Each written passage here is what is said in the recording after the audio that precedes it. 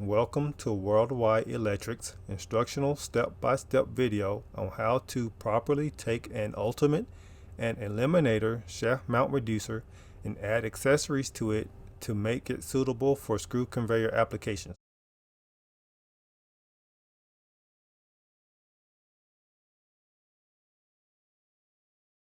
Step 1. Ensure the flange adapter is properly prepared with the gland seal, oil seal, and seal retainer. The gland seal will not be installed in this demonstration as it is a very tight fit. Step 2. Remove the collar plates on both sides of the reducer. Use snap ring pliers to remove the snap ring and slide off the collar plates. For instructional purposes, we will remove only one collar plate and snap ring. Step 3. Install the adapter flange. Align the adapter flange with the output side of the reducer and install using the force-applied bolts and spring washers. This is the side opposite the input shaft. Ensure all bolts are started before fully tightening each bolt. Be sure not to over-tighten the bolts. Step 4.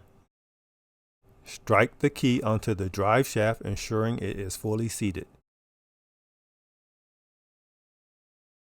Then slide the drive shaft first through the adapter flange, align the shaft key with the reducer bore keyway, then continue sliding the shaft through the reducer bore until fully seated. Use a rubber mallet to assist with full insertion. Slide the bushing into the hollow bore over the shaft while aligning the keyway.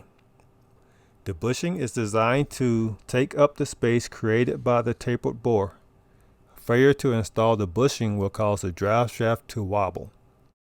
Note, the bushing will not be flush with the end of the shaft. Next, install the snap ring into the groove found inside the bushing. Install the shaft retainer inside the bushing sleeve. Place the spring washer onto the drive shaft installation bolt and thread into the drive shaft. Tighten the bolt. This completes the screw conveyor conversion process. Next, we will demonstrate the drive shaft disassembly process.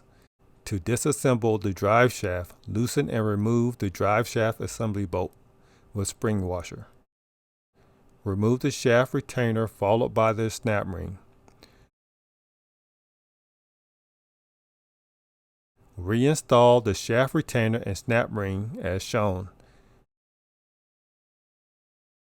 Thread the included drive shaft removal bolt into the shaft retainer to remove the bushing. The screw conveyor drive shaft can now be removed.